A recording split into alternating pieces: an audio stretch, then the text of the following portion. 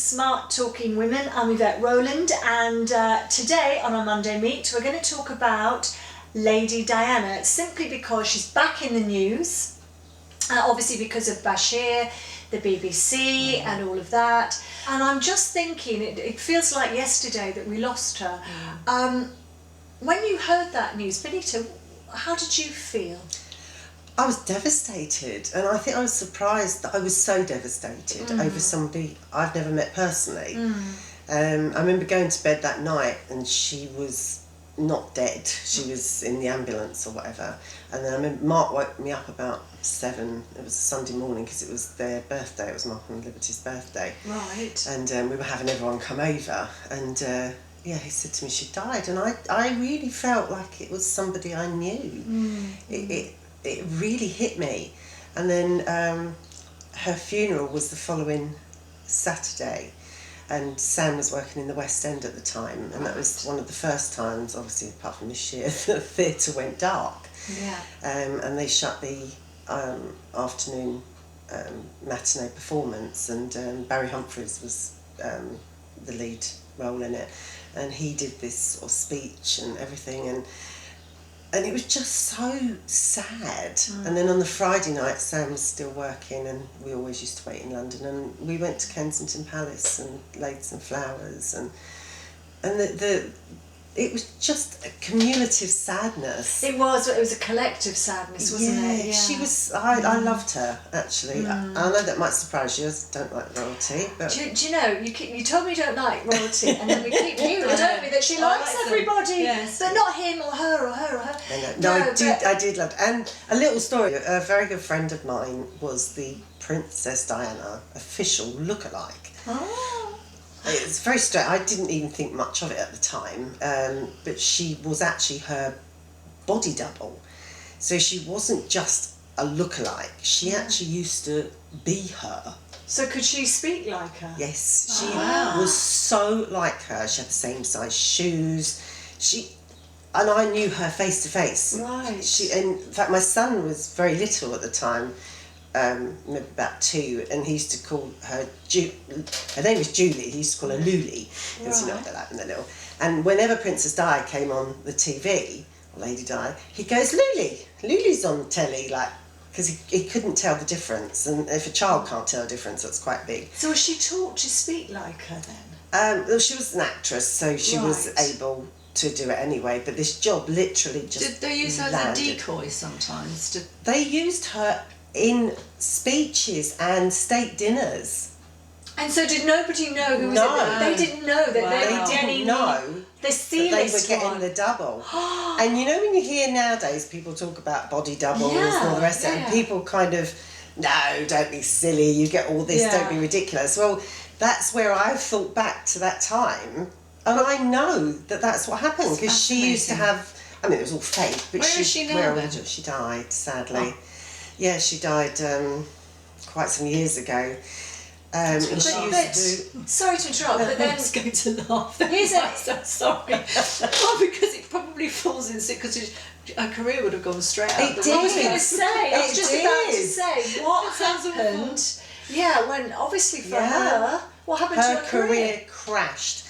And she was earning a lot of money. I bet. A lot of money. She was being flown everywhere because she was playing Princess Diana. So everybody would have treated her like a princess. Like a princess. Because they didn't...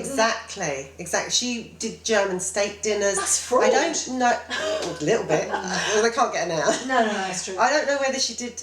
I know she did some in Britain, but I don't know whether she did the full state dinner talks. And she did the speeches and everything. Nobody knew. Nobody knew it wasn't her. Goodness. And if she was walking around on a day-to-day basis going to Waitrose... Oh, people would always look twice at her, because and obviously her hair was always done the same way as Diana for her job. But she had exactly the same shape as her, everything. I used to look at her and see Princess Diana, and obviously she knew Princess Diana, and she said she's lovely. Right. And she used to work with Peter Hugo. He was the official Prince Charles lookalike, and I still think he's working. Do you? Oh, you see, interesting. and throughout history, we know with Churchill and other famous figures that they have always used body doubles, haven't they? Yes, but people don't believe you. No, they don't. But it's fact. It is fact, and I know yeah. this for a fact because she was my friend. Oh. So, and I say she used to talk about Peter Hugo as well because Right. they worked together. So very often when people thought they were getting Prince Charles and Princess Diana, they weren't. They were getting Peter and Julie. And they paid their money for They those paid their tickets. money for those tickets for those state dinners, and they were getting the body doubles. It's like going to see Lulu and the Crankies show up. Mind you, with the height difference, I think you'd sort of notice, wouldn't you? Yeah. So, Mo, what about you? How did you feel? Oh, I loved her. I thought she was amazing. I knew you would. Absolutely thought. But I think that you used the word, interestingly, collectively. I think individually people didn't realise collectively how much she was loved No, until she died. Until she died, yeah. And you could feel it, couldn't you? And you could yeah. feel, and that pouring out. I mean, I remember where I was, somebody phoned me up at 5 o'clock in the morning and said, turn the news on, Princess Diana's died. And then all the flowers that were laid, and it was such a turning point in history. That's what I remember it being so much, such a turning point in history, and how the monarchy had to change. They had to adapt. They had to adapt. And also she did such amazing work. Now, a lot of the royals still do amazing charity work, but they're not in the public eye an awful lot. They go off and they just do it, but because whatever Princess Diana did, they wanted to know what she was doing. They haven't got the compassion she had. And she was just lovely, and I felt incredibly sad. I didn't go to London, although I wanted to go to London. I didn't have time to get up there, but I watched the funeral. In fact, the funeral actually went past my office at the time. Right. And I remember actually everyone in the office sort of took time out, and we watched it as it drove past the office in London. And it was a very surreal moment. And I've always thought that how sad it was, because she was a lovely person. She was, yeah. And I do think that she was fairly manipulated, and it was quite tragic. It was tragic for everybody. It was tragic for Camilla, it was tragic for Charles, it was tragic for everyone. There was no winners in it at all. But no, I really liked her. I thought she was a lovely person. Yeah. And some people are still saying that she's alive, probably with Elvis. Yes. But because they don't want to. Well, that definitely can't be my friend Julie. No, Julie. So if she is alive, it must be her. Yeah. Well, speaking of looky-likeys, now this is interesting. I used to get my hair done in London, the same salon that Princess Diana, when she used to go in. There was a special room at the back that you take in the big celebrities. I did not get to go in that room. No. I was put on the staircase outside to have my hair done. But I remember my partner said, I'll meet you at the hairdressing salon. So, but my partner used to go out with a Princess Diana lookalike. And so he came into the salon. Not Julie. Another one. So anyway, he comes into the salon. He sees the real Princess Diana, and he goes, "Hello, how are you doing?"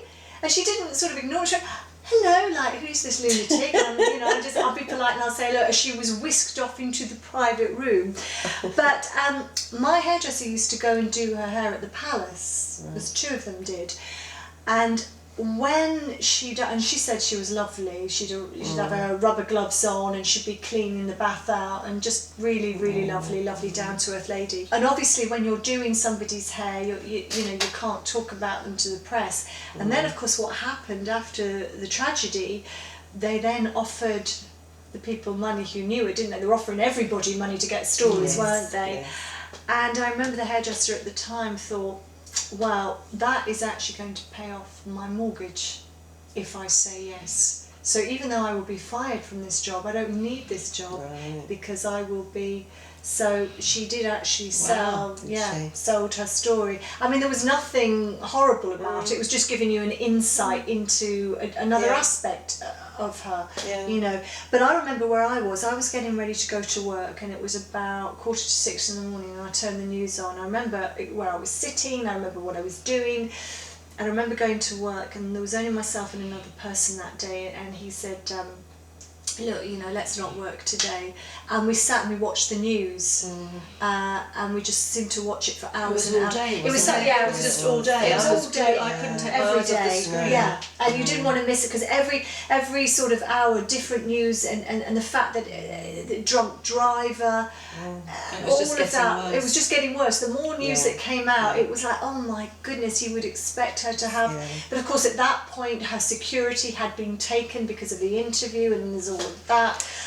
So yeah, very sad, but she is obviously timeless, because we are still talking about her now, and the news still, things keep coming out, you know. Isn't it funny though, with what's gone on recently with the BBC? I think this will be the final nail in their coffin. And I think that, you know, she could even be the one that will bring them down. How cool would that be? I just feel that... I think when the royal family are gunning for you... Because there's so many other things that, you know, that the BBC have been, you know, frowned upon recently for, and, you know, their views, etc. But I do feel that there's no get out of jail card with this one. And... there's been so many cover-ups over the year, and now this has been exploited. And let's face it, you can't use one man, and we'll probably talk about this on another time, but you can't use one man as a scapegoat, because it takes a lot of people to keep a big story like that covered for 20 odd years. You can't do that on your own. Nobody's that important. So you know that if somebody's going down, other people are going down too. But I think we're all of the same mindset here. It was a collective sadness. It was, such a waste, and you know, so... but what a credit, her boys are a credit to her. I think she brought them up. I do think she brought them up to have the protocol and the real life. Yes. And I think that she's, you know, and she's left behind such a wonderful legacy in so many ways. So, but it will be interesting to see how this next bit plays out. Well, there all seems to be another episode going on, doesn't there? But at least it might, I think this is the only subject that we have all agreed on. That's true. Yeah. So I'm going to move on to another subject now, completely different, but a story that, again from a long time ago, but it's still in the news. But actually, before I do, that snoring that you hear, you may hear it, but it is getting louder. No, that is not the cameraman that he's so bored he's fallen asleep. It's Ruby the dog. She's bored with us. She's fallen asleep. She's had enough. And let's hope you're not asleep at home. And if you are asleep at home, then I'm completely wasting my time actually saying this to you. Right, I'm going to go on to the McCanns, which is a very, very sad story that we all know. Now, interestingly enough, when I was in Portugal, we stayed in a villa. It was a row of villas, like townhouses really, that overlooked the tapas bar. Oh, really? Yeah. So, but what was really, I found very interesting about that, so if I'm looking out of the window, there's the tapas bar there, but to actually see your room where you're staying, you literally have to go out the gate onto the main road, walk up the main road, and go around the corner to where your apartment is. So you can't see it. No. I mean, I always had a vision that the room would be where you could look as you're having your food, but it wasn't. And what I would say is, I can see, as we all can, the pain that is etched on that woman's face. I mean, she is wearing that pain. And I can't imagine, I mean, I have a 7-year-old daughter. I cannot imagine what it is like. It would be your first thing in the morning, all through the day, and your last thing at night. Where are they? What do they do? Are they being looked after? Are they alive? Are they dead? I just can't imagine living in that hell that can never, unless Maddie is found, it can never go away. But then I think about the parents of the other children. I mean, we were talking about this earlier. 200,000 children go missing in the UK every year. If we sit with that, 800,000 in America. I can't remember how many millions per year worldwide disappear as in statistically never found, or never found. Right. So what I can't understand, this is such a huge subject. Yeah. We're talking about one child here, but it's like something that has never really talked about in the media. Never. And therefore, if the media don't talk about it, it appears that on another level, we don't talk about it. And it's not happening. And it's not happening if it's not said on the TV and it's not said in the newspapers and the radio. It can't be happening. Yeah. And people, if you say it, figures to them, they don't. And say... Get that glaze. Yeah. So, all right, say the 200,000 that go missing here, some of them get found again. Even if 10 children, why are we concentrating... And this is not to decry the McCanns, it's just such hell. But this is a huge figure. Yes. So why are we not enormous. talking? And why? Yeah. It's not covered anywhere. No, and I suppose the other thing is that the other people who have lost children, whose children have gone missing, may well be quite resentful of the fact that the McCanns have had so much press and money too, and money in which to be able to do that, and they may not be in such a privileged position to be able to get their child into the media, but every child should be. Yes. Every child should be. It's almost like they should have a missing children's channel. Yeah. Yes. You know, almost to have, so that they could just put it on a loop to make people aware. People that don't all want to these see children, it, I don't think. No. I think there's a certain amount of cognitive dissonance. Yeah, because they glaze, don't they? When They you do start glaze talking over when you about talk about it because they don't want to believe it's true. Did you ever see the documentary about the Madeleine McCann I have seen thing? a couple, but I don't know which one Well, it's the latest one. I think, I don't know where it was last. I watched it about a year ago. Is that the one where they get the sniffer dogs out and then the dog went into the cupboard into the room? Possibly. It was about 10 episodes, and I kind of watched it thinking, how can they fill 10 episodes of this? They went very, very deep into it. And what you were saying about the other parents, it was big because there was other parents. 1,700 children had gone missing in that town alone. My goodness me. I So don't that know would over suggest- which period of time. That would suggest a pattern. Yes, exactly. That would and suggest this a has pattern of- never really been talked about again in the mainstream press. It's been on the documentary because that's where I heard it. Yeah. And they talked to all the mothers because they found a massive paedophile ring. And the guy that found this, he was very reluctant talking to this particular mother that agreed to be on the screen. And she was very angry because she was, why is Madeleine McCann more important than my son who went missing? And you could tell that anger from what you were saying. And they found all these pictures of these children online on a paedophile ring, but they didn't know where the children were.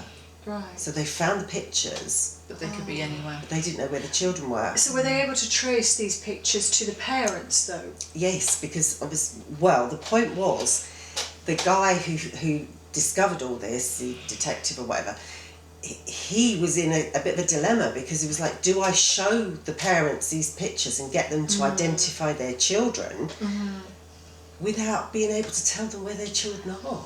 So Because of course then they're letting them know that they're part of a paedophile ring. And is the horror of knowing that your child is in that worse than not knowing? Yeah. And it was quite a big deal on the documentary. It So was did very they? harrowing.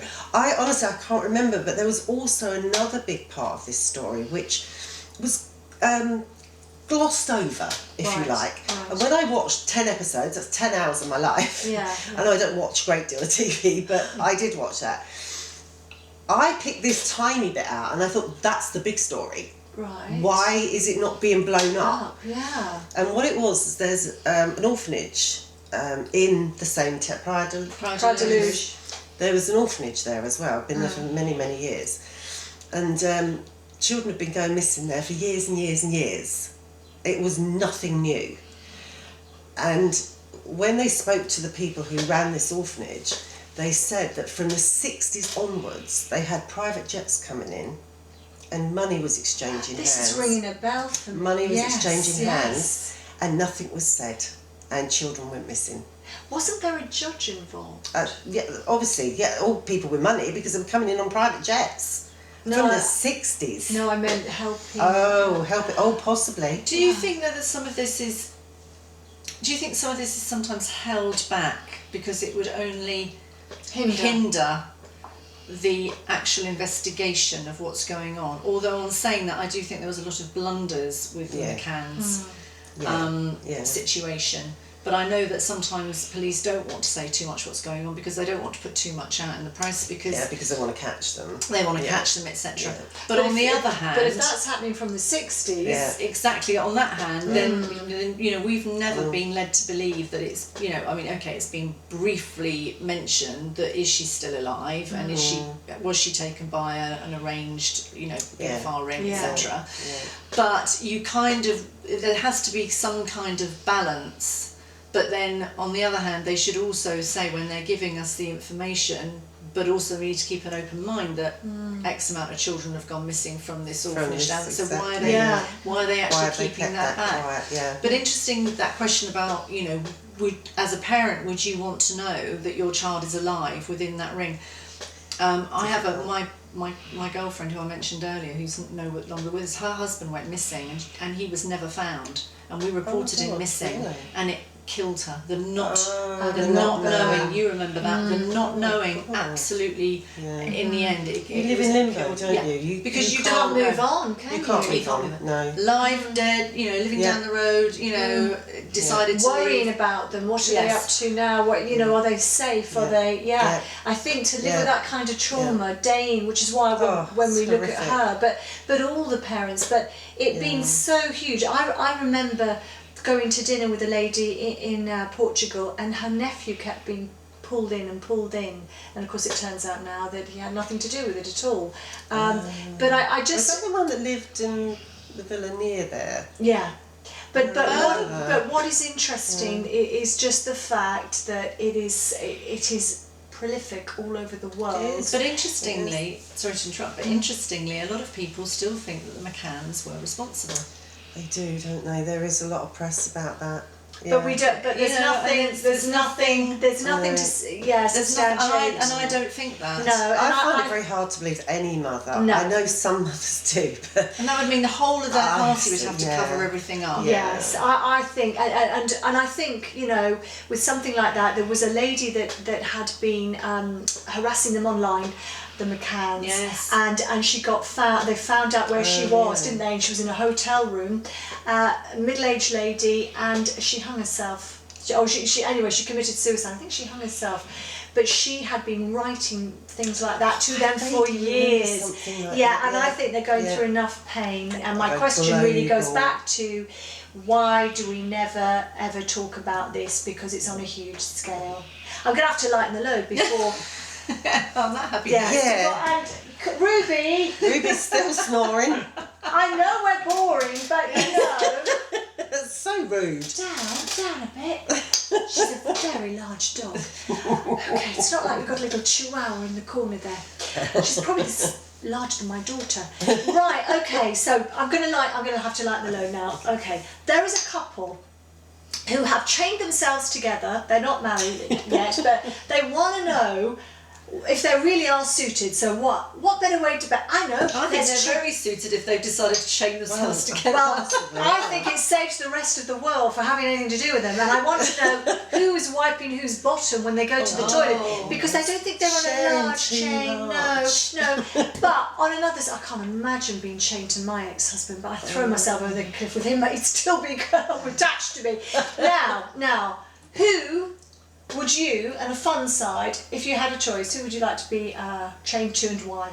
Oh God, I don't think there's anybody I'd like to be chained to, quite frankly. I'm with you on that. I really don't think that... Oh no, maybe one person. Who? Oh. Well, I've got two. Oh, she's gone from We've I got chained nobody to two. In a heartbeat. Frank Sinatra, Right. because I think okay. he can croon a bit, croon a bit and tell some great stories. It's true.